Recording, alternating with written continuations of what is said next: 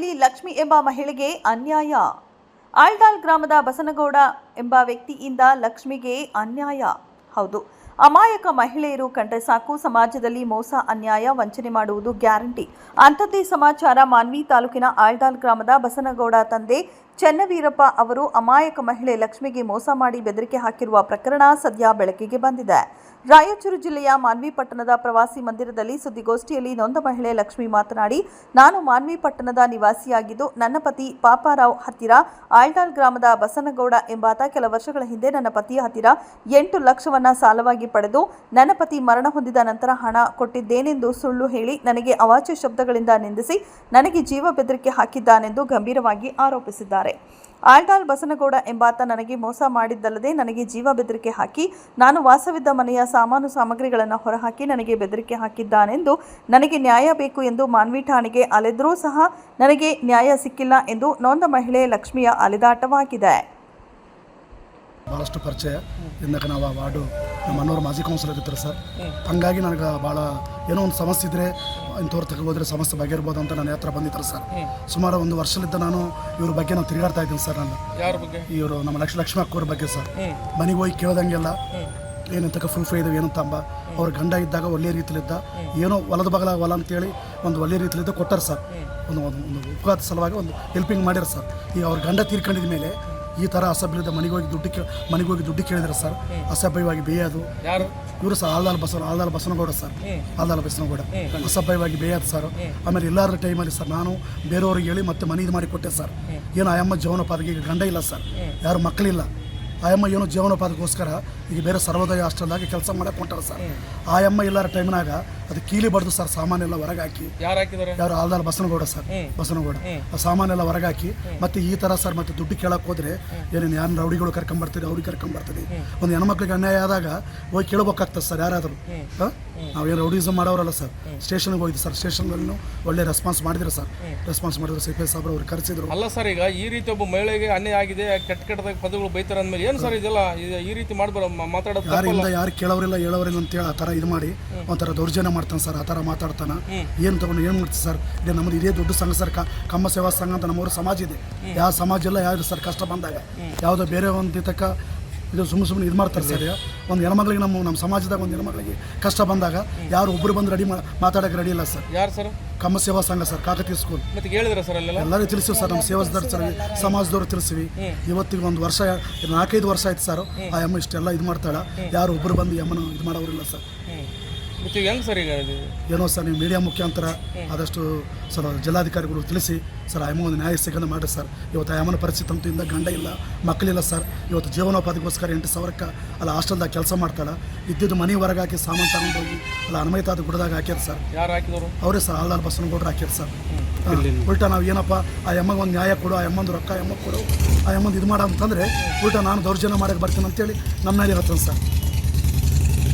ನನ್ನ ಹೆಸರು ಡಿ ಲಕ್ಷ್ಮಿ ಅಂತಂದರೆ ನಮ್ಮ ಯಜಮಾನ್ರ ಇದ್ರಾಗ ಆಲ್ದಾಲ್ ಬಸನಗೌಡ ಅಂತಂದು 8 ಲಕ್ಷ ಸಾಲ ಬೇಕಂತಂದು ಇಸ್ಕೊಂಡೇನೆ ರೀ. ಆ ಸಾಲ ಕೊಳ್ಳಾತ ನನ್ನ ಮನೆ ಐತಿ, ನನ್ನ ಮನೆ ತಗೊಂಬಿಟ್ರು. ನನ್ನ ರೊಕ್ಕ ಇಲ್ಲ, ಮನೆ ಕೊಡ್ತಾನಂತಂದು ಮನೆ ಕೊಟ್ಟೇನೆ ರೀ. ಮನೆಯಾಗ ಬಂದ್ರ ಮೇಲೆ 1 ತಿಂಗಳಿಗೆ ನಮ್ಮ ಯಜಮಾನ ಹಾರ್ಟ್ ಅಟ್ಯಾಕ್ ಬಂದು ಹೋಗ್ಯಾರ ರೀ. ಆವಾಗಲಿಂದ ಇವತ್ತು ತನಕ ಹಂಗೆ ಗೋಳಾಡಿಸ್ತಾನೆ ಇದ್ದೇನೆ ರೀ. 1 ರೂಪಾಯಿ ರೊಕ್ಕ ಕೊಡಲಿಲ್ಲ ರೀ ನನಗೆ. ಕೊಟ್ಟಿನಂತಂದು ಎಲ್ಲರಿಗೂ ಹೇಳಕ್ಕೆ ಹಚ್ಚಿದ್ದೇನೆ ರೀ. ಪೊಲೀಸ್ ಸ್ಟೇಷನ್ಗೆ ಹೋದ್ರೇನೂ ನ್ಯಾಯ ಸಿಗಲಿಲ್ಲ ರೀ. ನಮ್ಮಂಥವ್ರು ಬೇಕಿದ್ದವ್ರಿಗೆ ತಲ್ಲಿ ಹೋದ್ರೇನೂ ನ್ಯಾಯ ಸಿಗಲಿಲ್ಲ ರೀ. ನನಗೆ ಯಾರೂ ನ್ಯಾಯ ಮಾಡಿಲ್ಲ ರೀ. ಈಗ ಕೂಡ ತಿರ್ಗಾಡ್ತಾನೆ ಇದೆ, 10 ದಿನ ತಿರ್ಗಾಡ್ತಾ ಇದ್ದೀನಿ ರೀ ಪೊಲೀಸ್ ಸ್ಟೇಷನ್ ಸುತ್ತ. ಏನೂ ನ್ಯಾಯ ಸಿಗಲ್ಲ ರೀ. ಆತ ಕೊಡಲ್ಲ ಅಂತಂದು ಹೇಳಕ್ಕೆ ಹಚ್ಚಿದ್ದೇನೆ ರೀ. ಯಾರು ಹೇಳಿದಾರೆ? ಆತ ಬಸನಗೌಡ ಅಂತಂದು ನಾನು ಕೊಟ್ಟು ಬಿಟ್ಟಿದ್ದೇನೆ ರೀ ಮಗಗೆ. ನಾನು ಕೊಡೋದಿಲ್ಲ, ಅವ್ರಿಗೆ ಹೆಂಡ್ತಿಗೆ ಸಂಬಂಧ ಇಲ್ಲ. ನನಗೆ ಆತ ಯಜಮಾನ ಕೊಟ್ಟಾನ, ಹೆಂಡ್ತಿಗೆ ಕೊಡೋಂಗಿಲ್ಲ. ಆತ ಮಗ ಇದ್ದಾನೆ, ಮಲ್ಮಗ ಇದ್ದಾನೆ, ಮಲ್ಮಗ ಕೊಟ್ಟುಬಿಟ್ಟಿವಿ ನಾವು.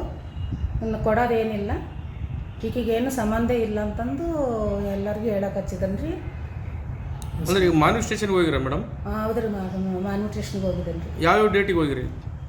ಒಂದು 10 ದಿನದಿಂದ ತಿರುಗಾಡಕ್ಕೆ ಹಚ್ಚಿದ್ದೇನೆ ರೀ. ಏನಂದ್ರಲ್ಲಿ?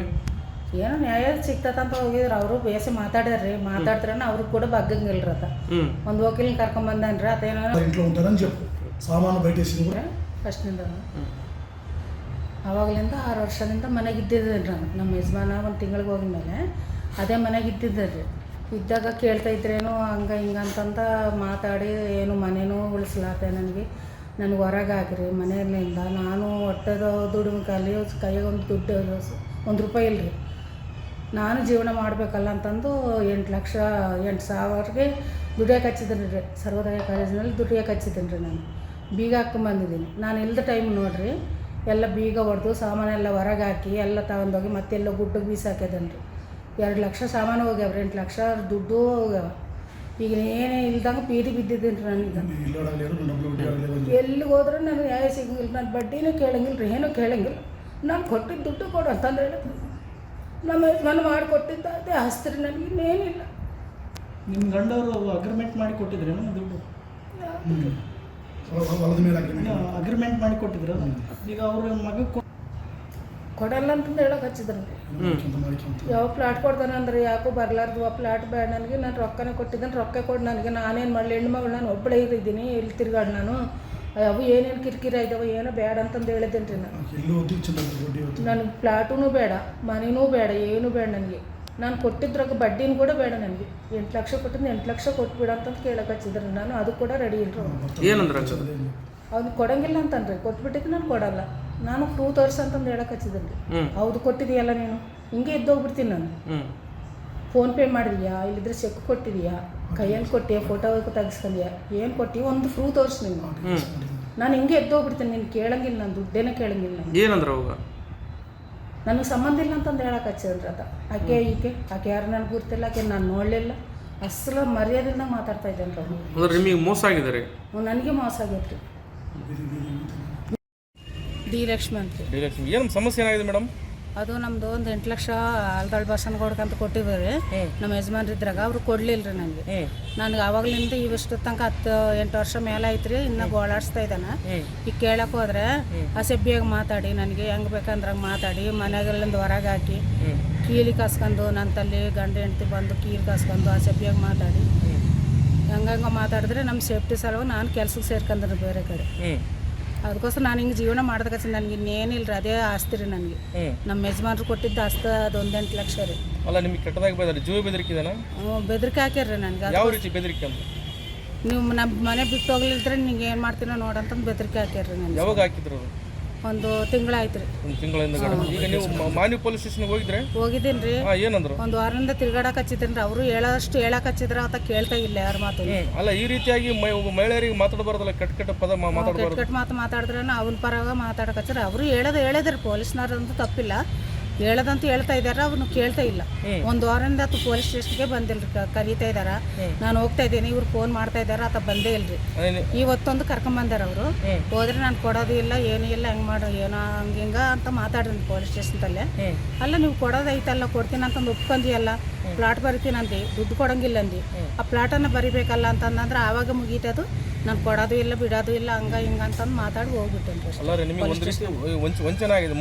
ಮೋಸ ಆಗಿದ್ರಿ, ನಾನು ಭಾರಿ ಮೋಸ ಆಯ್ತು ರೀ. ನನಗೆ ಈಗ ಬೀದಿ ಬಿದ್ದಿದ್ದೀನಿ ರೀ. ಈಗ ಉಟ್ಕೊಳಕ್ಕೆ ಬಟ್ಟೆ ಇಲ್ಲ, ಸಾಮಾನೆಲ್ಲ ನಾನು ತಗೊಂಡೋಗಿ ಹೊರಗೆ ಹಾಕೇನಿ ರೀ. ಗುಡ್ಡದ ಮೇಲೆ ಹನುಮಿ ತಾತನ ಗುಡ್ಡಕ್ಕೆ ತಗೊಂಡೋಗಿ ಹಾಕೇನಿ ರೀ ಸಾಮಾನೆಲ್ಲ. ಆತ ಬಸನಗೌಡ ರೀ. ಉಟ್ಕೊಳಕ್ಕೆ ಬಟ್ಟೆನೇ ಇಲ್ರಿ, ಏನಿಲ್ಲ. ಈ ಬೀದಿ ಪಾಲ್ ಆಗಿದ್ದೀನಿ ರೀ. ನನಗೆ ಏನೇನಿಲ್ಲ. ಈಗ ಒಟ್ಟು ಬಾಳಿಗೆ ನಾನು ಒಟ್ಟು ಹೋಗ್ತದೆ ಅಷ್ಟೇ, ದುಡ್ಕೊಂತೀನಿ ರೀ. ನನಗೆ ಇದ್ರದ ಅದೊಂದು ಆಸ್ತಿ ರೀ, ಇನ್ನೇನಿಲ್ಲ. ನನ್ನ ಗಂಡ ಮಾಡಿಕೊಟ್ಟಿದ್ದು ಅದೊಂದು ಆಸ್ತಿ. ಗಂಡಂದು ಹೆಂಡತಿಗೆ ಸಂಬಂಧ ಇಲ್ಲ ಹಂಗೆ ಮಾತಾಡ್ತಾರೆ. ಹೌದಾ? ಅಲ್ಲ ನಿಮಗೆ ಒಂದು ರೀತಿಯಲ್ಲಿ ಬೆದರಿಕೆ ಹಾಕಿದಾರ? ನಿನ್ಗೆ ಸಂಬಂಧ ಇಲ್ಲ, ನಿನ್ಗೇನಿಲ್ಲ, ನಿನ್ಗೆ ಬರಲ್ಲ ಭಾಗ ಇದು ಅಂತಂದು ಬೆದರಿಕೆ ಹಾಕಕ್ಕೆ. ಅಲ್ಲ ಯಾವ ರೀತಿ ಬೆದರಿಕೆ ಅಂತ? ಕೊಡಂಗಿಲ್ಲ, ನಾನು ಕೊಡೋದಿಲ್ಲ, ಏನಿಲ್ಲ. ನಿಮ್ಗೆ ಹಿಂಸೆ ಕೊಡ್ತಾ ಇದಾರ? ಹಿಂಸೆ ಕೊಡ್ತಾ ಇದ್ದಾರೆ. ಯಾವ ರೀತಿ ಏನಂತ ಹಿಂಸೆ ಅಂದ್ರೆ? ಅದೇ ಮನೆಯಿಂದ ಹೊರಗೆ ಹಾಕಿದ್ರು. ನೀನು ಮಾಡ್ಕೊಂತೀಯ ಮಾಡಿ, ನೀನು ರೌಡಿಲಿಂಗ ಕರ್ಕೊಂತ ಬರ್ತೀಯ, ಅದು ಬರ್ತೈತಿ, ಅದು ಇದಂತ ನನಗೆ ಬೆದರಿಕೆ ಆಗ್ತಾ ಇದ್ದಾರೆ. ಏನು ಮಾಡ್ಕೊಂತ ಮಾಡ್ಕೊ, ಎಷ್ಟು ಮಂದಿನ ಕರ್ಕೊಂಬಂತೀಯ ಕರ್ಕೊಂಬ. ನಾನು ಹೆಣ್ಣು ಮಗಳು ರೌಡಿಲ್ ಅಂತ ಕರ್ಕೊಂಡು ಹೋಗ್ತಾರೆ, ನೀವೇ ನಂಬ್ರಿ ಯಾರೈನ. ನಾನು ಹೆಂಗೆ ಕರ್ಕೊಂಡು ಹೋಗ್ತಾರೆ ರೌಡಿಲಿ ಕರ್ಕೊಂಡು ಹೋಗ್ರಿ. ನನಗೆ ಒಟ್ಟಿಗೆ ತಿನ್ನಕ್ಕೆ ಊಟ ಇಲ್ರಿ, ರೌಡಿಗಳಿಗೆ ಯಾಕೆ ಖರ್ಚು ಮಾಡ್ತೀನಿ ರೀ ನಾನು. ಹಂಗೆ ಮಾತಾಡಕ್ಕೆ ಹಚ್ಚಾರ, ಗಂಡ ಹೆಂಡ್ತಿ ಜಗ್ಗಿ ಮಾತಾಡಕ್ಕೆ ಹಚ್ಚಾರ. ಮೊನ್ನೆ ಹೋದ್ರೆ ಅವ್ರನ್ನ ಕರ್ಕೊಂಬರ್ತೀವಿ. ಕಂಪ್ಲೇಂಟ್ ಕೊಟ್ಟಿದ್ದೀನಿ ರೀ. ಯಾವ ಸ್ಟೇಷನ್ ಕೊಟ್ರಿ? ಇಲ್ಲಿ ಮಾನು ಪೊಲೀಸ್ ಸ್ಟೇಷನ್.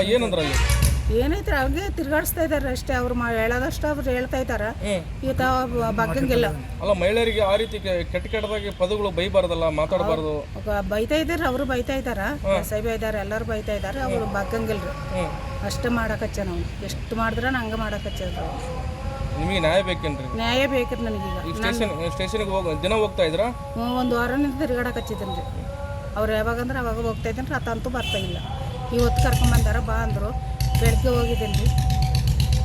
ಇಷ್ಟು ತಕ ಕುಂತ್ಕೊಂಡು ಇಲ್ಲಿ ಬಂದಿದ್ದೀನಿ ರೀ.